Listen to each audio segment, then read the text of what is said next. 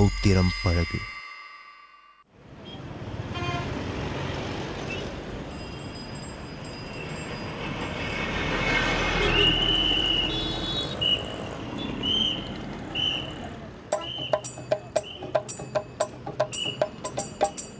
சொந்த மண்ணில் என்ன செய்வோம், பிழைப்புக்காக தேடித்தான் இங்கு வந்தோம். சொந்த மண்ணில் என்ன செய்வோம், பிழைப்புக்காக தேடித்தான் இங்கு வந்தோம். இந்திய வரைபடத்தில் நாங்களும் உண்டு, நாங்களும் இந்தியர்தான். இந்திய வரைபடத்தில் நாங்களும் உண்டு, நாங்களும் இந்தியர்தான்.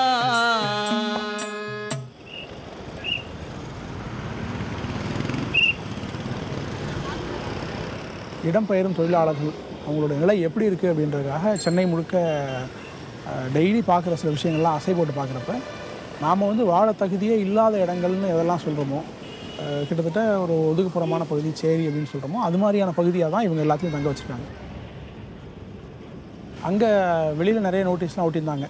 அதிலேருந்து சில சந்தேகங்கள் கேட்டப்போ தான் 20 பேர் கொண்ட ஒரு தொழிலாளர் குழுவுக்கு வந்து ஒரு கான்ட்ராக்டர் இருப்பார். இது மாதிரி ஒரு 20-30 கான்ட்ராக்டர் வந்து ஒரு இடத்துல தங்க வச்சுருக்காங்க. ஒரு கம்பெனிக்கான வேலைகள் நடந்துகிட்ருக்கு. இந்த கான்ட்ராக்டர் வேலையை வந்து 300 ரூபா 400 ரூபா ஒரு ஆளுக்கு அப்படின்னு சொல்லி கூலியை வாங்கிக்கிட்டு அவங்க வந்து 200-250 ரூபா அந்த நபர்களுக்கு பேசி ஒரு நாளைக்கு அப்படின்ற மாதிரி கொடுக்குறாங்க. இதில் என்ன பிரச்சனைனா, நேரடியாக கம்பெனி எந்த விதமான சிக்கலான விஷயங்களையும் கையில் எடுத்துக்கிறது இல்லை. எல்லாமே கான்ட்ராக்டரே வந்து அந்த வேலையெல்லாம் முடிச்சு கொடுத்துருவாரு. ஒரு வேளை ஏதாவது ஆக்சிடென்ட் நடக்குது, உடம்பு சரியில்லைன்னா கேட்டப்போ அவங்க உடம்பு சரியில்லைன்னு சொன்னால் உடனே ஊருக்கு அனுப்பிச்சிடுவோம் அப்படின்றாங்க. ஆக்சிடென்ட் நடந்தானா இல்லை, அப்படிலாம் நடந்ததே இல்லை அப்படின்றாங்க. ஆனால் நமக்கு தெரியவே நிறைய இடங்களில் ஆக்சிடென்ட் நடக்குது, இறந்து போயிட்டாங்க அப்படின்னு சொல்லி நிறைய தகவல்லாம் வந்துகிட்டே இருக்குது. ஆனால் அவங்க கான்ட்ராக்டருக்குள்ளே தான் இருக்கிறாங்க அப்படின்றப்ப அந்த கான்ட்ராக்டர் என்ன பணம் கொடுக்குறாரோ அது மாதிரியான விஷயங்கள்லாம் அவங்க பேசுறது. கம்பெனி நேரடியாக எந்த பொறுப்புமே அவங்க எடுத்துக்கிறது இல்லை.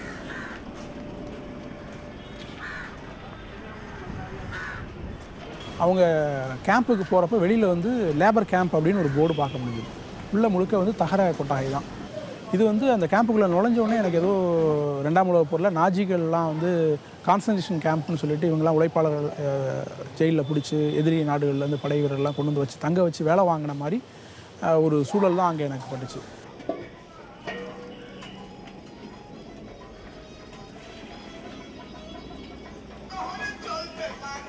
குறிப்பாக அங்கே வந்து ஒரு 10 வருஷம் இருந்துட்டாங்கன்னா அவங்க வந்து எப்படி நண்பர்களோட பேசி பழகிறதுங்கிற விஷயத்த கட்டாயம் மறந்துடுவாங்க.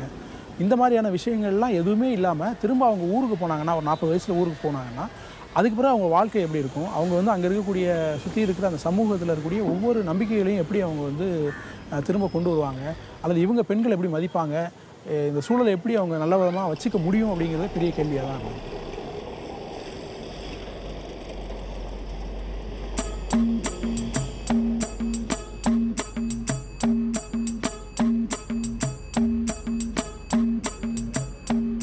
உயர நிற்கும் மேம்பாலங்கள் எங்கள் உழைப்பில் உயர்ந்ததுவே.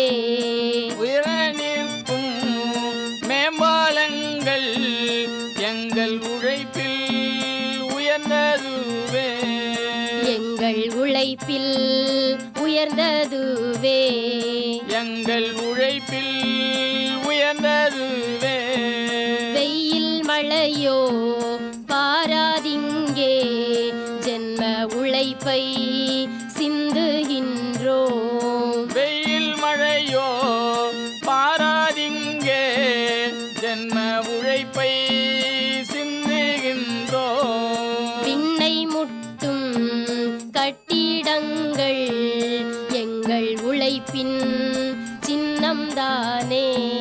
விண்ணை முட்டும் கட்டிடங்கள் எங்கள் உழைப்பின் சின்னம்தானே. எங்கள் உழைப்பின் சின்னம்தானே. எங்கள் உழைப்பின் சின்னம்தானே. மிருகத்தையோ அல்லது நாய்க்குட்டியோ இதெல்லாம் பழக்கணும்னு சொன்னால் அதை வந்து குட்டியாக இருக்கப்பவே வந்து எடுத்து கொண்டு வந்து பழக்கினா தான் அது நம்ம சொல்கிறதெல்லாம் கேட்கும் அப்படின்ற மாதிரியான ஒரு விஷயம் இருக்குது. அது மாதிரி தான் இந்த தொழிலாளர்கள் எல்லாமே ஒரு 18 வயசுலேருந்து 25 வயசுக்குள்ளே இருக்கிற மாதிரி ஆட்களாகவே செலக்ட் பண்ணுறாங்க.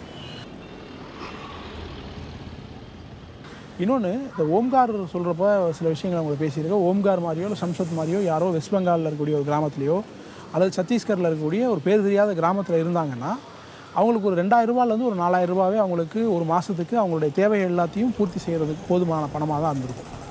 ஆனால் அதை விட்டுட்டு அவங்க வந்து போபாலுக்கு வர்றாங்க. இப்போ அது மாதிரியான ஒரு தேடலில் தான் அவங்க சென்னைக்கு ஒரு 7000-8000 ரூபாய் சம்பளத்தில் வந்து வேலைக்கு வந்திருக்காங்க. இப்போது 2000-3000 ரூபாய் இருந்தாவே அவங்களால வந்து அவங்களுடைய வாழ்க்கையை வந்து சரியாக நிம்மதியாக நடத்த முடியும்னு சொன்னால் அவங்கள 9000 ரூபாய் சம்பளத்தை கொண்டு வந்து நிம்மதியும் இல்லாமல் அதிகப்படியான உழைப்பையும் செலுத்துகிற மாதிரியான ஒரு சூழலை யார் உருவாக்குறது? இதுக்கு பின்னாடி ஒரு 3000 ரூபாயில் அவங்களுக்கு கிடைக்க வேண்டிய நிம்மதி 9000 ரூபாயில் கிடைக்கலன்றப்ப இந்த மிஸ்ஸிங் 6000 ரூபாய் வந்து யாருக்காக அவங்க சம்பாதிக்கிறாங்கன்ற கேள்வி தான் எனக்குள்ளே திரும்ப திரும்ப எழுந்துச்சு.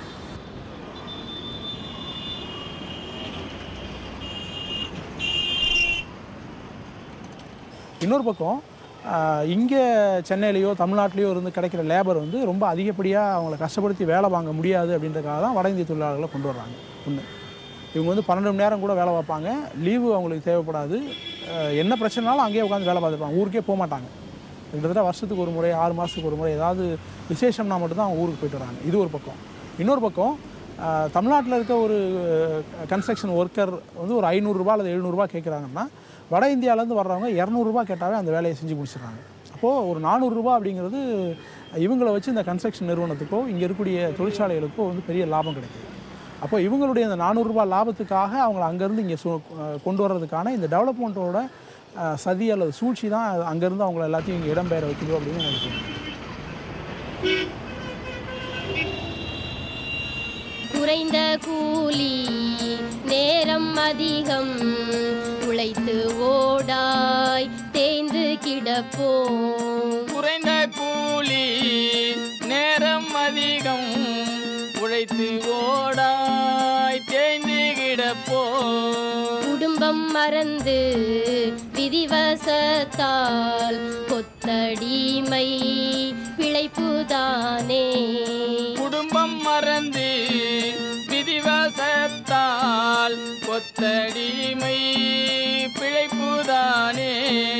வியந்து பார்க்கும் மாளிகைகள் எங்கள் வியர்வை எங்கள் உழைப்பு. வியந்து பார்க்கும் மாளிகைகள் எங்கள் வியர்வை எங்கள் உழைப்பு. உயர நிற்கும் மேம்பாலங்கள் எங்கள் உழைப்பில் உயர்ந்ததுவே. உயர நிற்கும் மேம்பாலங்கள் எங்கள் உழைப்பில் உயர்ந்ததுவே.